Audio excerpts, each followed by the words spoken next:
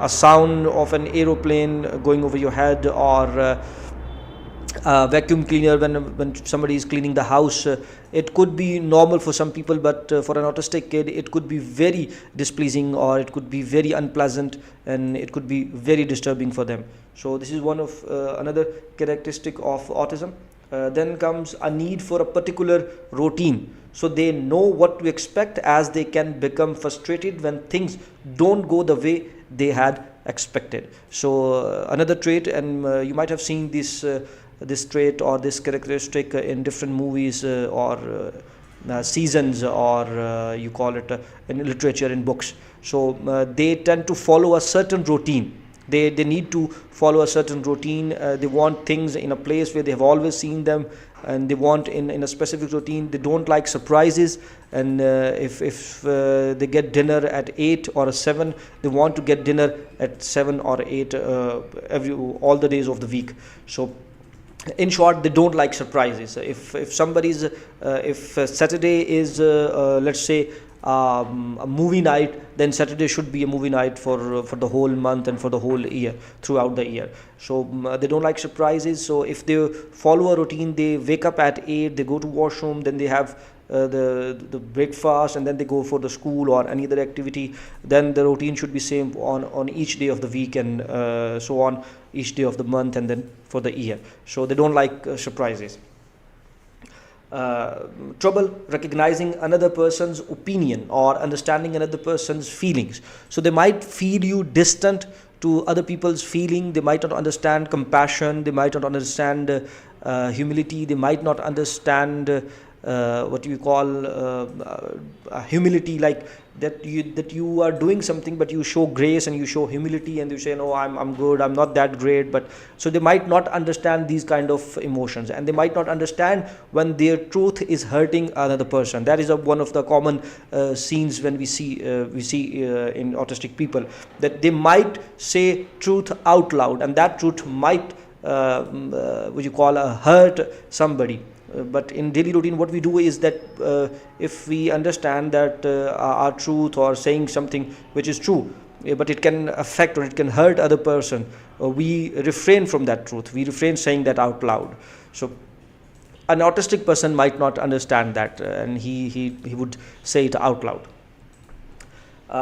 Another is difficulty working on or participating in activities with no clear ending, like an open-ended writing activity, a class lecture, something which doesn't have a reason. Like if you are playing Ludo, or if you're playing a game which doesn't have a certain end, or which doesn't have a certain meaning, it might seem meaningless for them. They might try to find meaning in everything, and a reason for everything. Difficulty switching from one activity to another, especially if they have to switch from something enjoyable to something not enjoyable. I think everyone can relate to this point. They will have problems switching from one activity to another activity, and if obviously if they like that particular activity, it will be very difficult for them to switching from one activity to another activity. This one comes back to the original point, that they don't like surprises, and they want to follow a certain routine, a certain procedure, and they don't want to go outside of that comfort zone. Then comes difficulty organizing themselves in productive play when not directed or given specific instructions. So usually what happens when we are playing, or when we suggest something, or when we start an activity, we usually give the general idea about the activity, and then we play along, and along the way we make changes on our own, and everybody make changes on their own, and they do everything themselves, and usually people don't need to ask them that every step of the way. But when an autistic person is involved in an activity, he needs complete and full instructions. So it might become a problem for them if you are not clear about the things.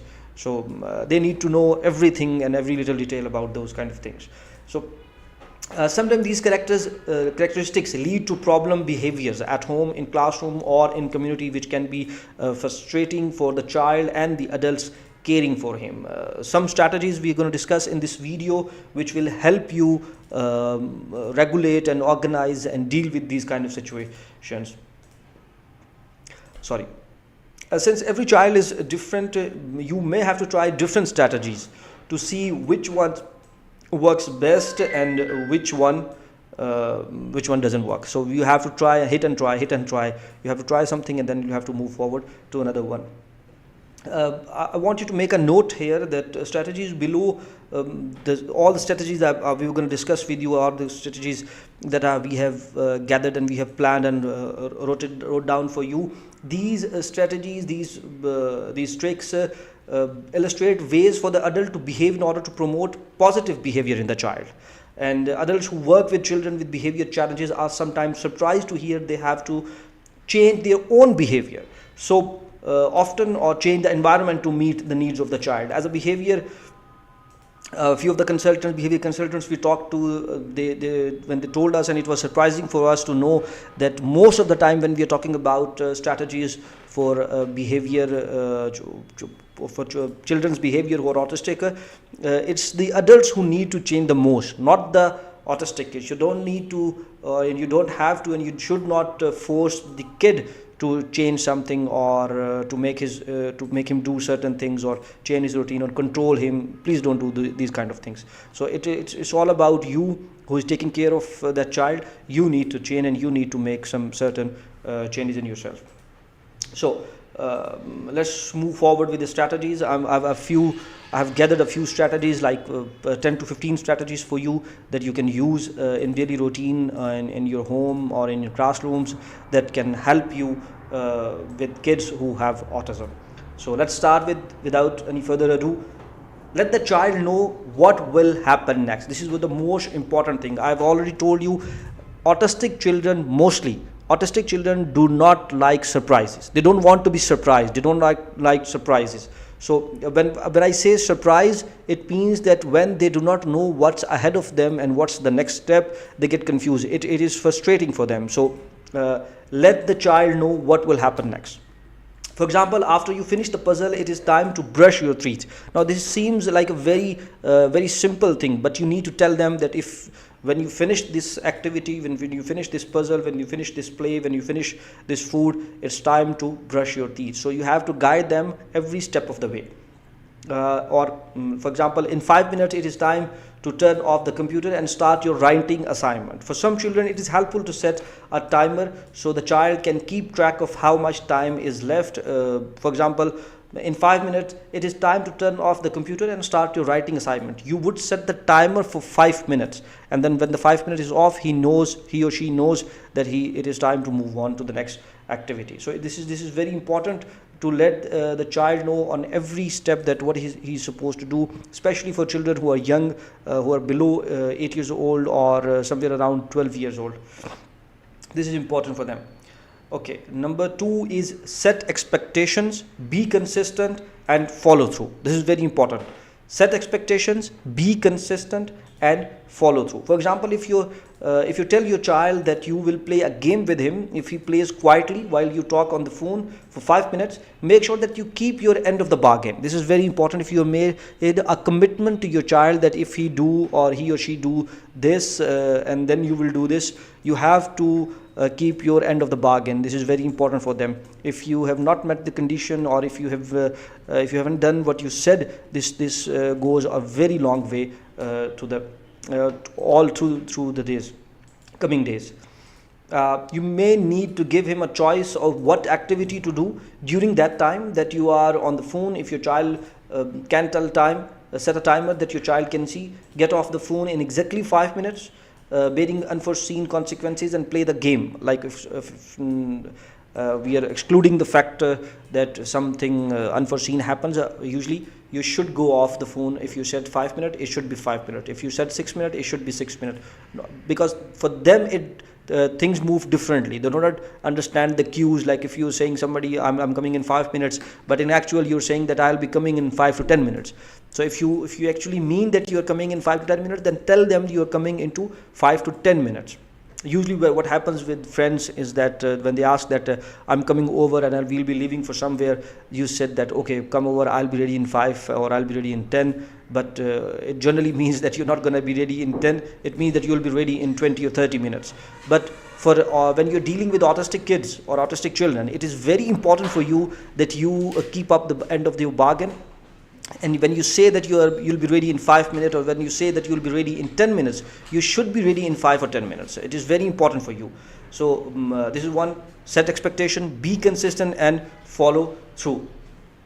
Acknowledge your child or students for complying with your request. This one is also very important, acknowledging your child or students for complying with your requests. For instance, if your child is using a loud voice in the movie theater, for example, and you say whisper in the theater, praise the child with the comments such as nice job whispering, like, or thank you for being respectful in the theater. For children who understand language well, situations like this are a good time to teach about other people's perspectives. Thank you for whispering. This lets other people hear the movie. So this is very important when they go through with your instructions, when they hear something, when they do something which you ask them to do, praise them, give them a comment that okay, nice job doing this, and thank you so much for doing this. These kind of comments. And like nice whispering, I've given you an example. Let's move to the number 4.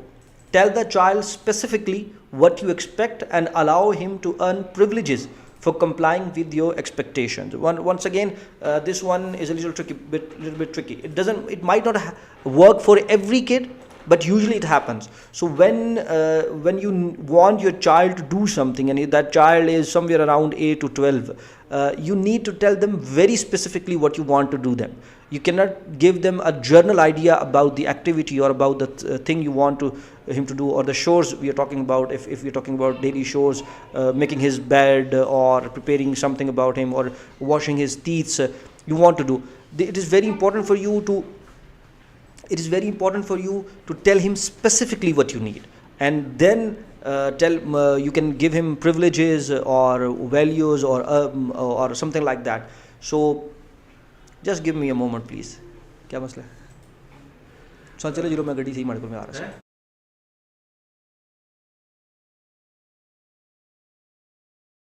Doing live session, these kind of things happens. My apologies for this. My nephew was here. In fact, my niece was also here. Okay, moving forward. I was telling you about that. Tell the child specifically what you expect and allow him to earn privileges for complying with your expectations. This is very important.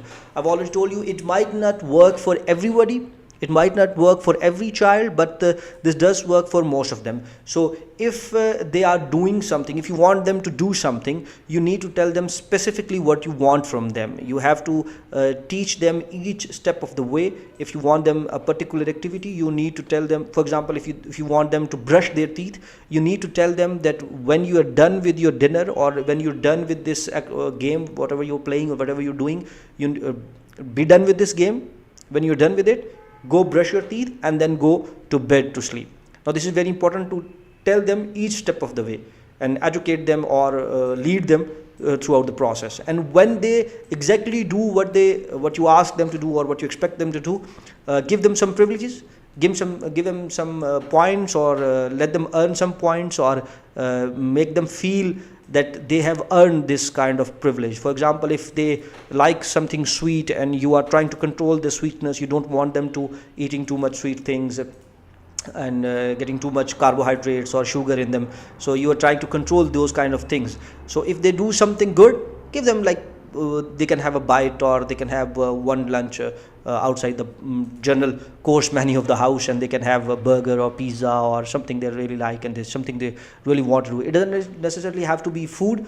It can be an activity. They want to go to the park, they want to go to a museum, or maybe a toy shop, or maybe a comic book store. Anything that they really want to do, or they really like to do. It could be a game, a video game, or an outdoor sport. So give them some points or some privileges that they can play an extra 10 minutes or extra 15 minutes, or they can have an extra book, or they can have an extra candy or chocolate or something like that. Okay, moving forward, give choices. This is also a very good one. All children, including those with autism, like to feel a sense of control over their world. Many children benefit from having the choices limited to 2 to 4 options. depending on the child, as they get overwhelmed with too many choices and cannot decide. I've already told you that for them it is very difficult when you make things confusing for them, or when things are not clear for them. So when you are giving them some choices, don't give them way too many choices. Choices should be limited, 2 or 3 or maximum 4, not more than that, so they don't get confused because of this. Number 6, for some children with language difficulties, showing the child the activity or toy that he will be utilizing next is helpful to encourage him to move from one activity to another. For example, if the child is on the computer and you want him to come work on a puzzle, show him the puzzle so he knows what it is you want him to come do. So again, this one comes back to the original one, that leading them every step of the way, every step of the game, that this is what you need to do after this one, and this one comes after this one. Number 7, if possible, use a schedule to let the child know how his day will go. A very important one, you can make a schedule. There are a lot of things you can find on internet that will help you make a child. You can find hard boards that will work as a schedule. You can make days of the weeks, and then you can make a full day schedule of them. There will be written things on the board that we will do this at 7 in the morning, at 9 in the morning we will do this, at 12 in the morning we will do that, and afternoon we will do this, and in the evening we will do that, and this. And you can discuss this schedule with your kids, with your child, and you can update him that tomorrow we're going to do this, we'll wake up at this time, we'll do this, and we'll do that, and we'll do that, and we'll do that. And when you tell them, do exactly as you have told them, that we are going to spend the day like this. This is very important. Number 8, allow the child to bring a transitional object from one activity to the next. For instance, if the child has to leave the classroom to go with a new staff member, such as a speech therapist, let him bring a favorite object from the classroom, such as a stress ball or a toy car or a fidget, something like that. This can assist with helping him feel more comfortable in the unfamiliar surroundings. Number 9, distract and redirect problematic behavior instead of saying stop or no. This one is the most important point of the whole from this whole session. Now, whenever a child is doing something which you really don't like, or which you think is a problematic behavior, for example, he's throwing a tantrum, for example, he's hitting somebody, if he's hitting another child, especially when it comes to toddlers. If he or she is a toddler and he or she is hitting you or somebody else, don't say stop, mommy is hurting, it hurts mommy, or it hurts the other kid, we don't hurt, we don't hit. Don't do these kind of things. It doesn't work for kids, and especially for toddlers, it doesn't work for them. They do not know the meaning of what you are saying. They do not know the expression what you are saying. And this is not just for the autistic children. This applies for all the kids. You need to stop them physically, stopping them from grabbing them from their hand and stopping them gently, and then distract them into some other activity. Just do not put any focus on that problem. Just distract them and redirect them towards something else. If he or she is hitting you or somebody else, just physically grab them, remove them from the situation, and try to we call it misdirection. Try to redirect the child to another activity. Simple as that. If the number 10 is if the child seems overstimulated from sensory input, such as in a large crowd, bring him to a quieter place to de-stress.